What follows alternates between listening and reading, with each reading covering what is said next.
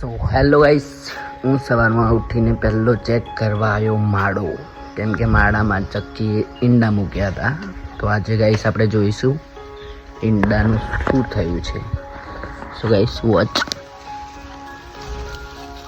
ઓ વાવ, કદાચ દેખાય તો નાના નાના બે બચ્ચા આવી ગયા છે.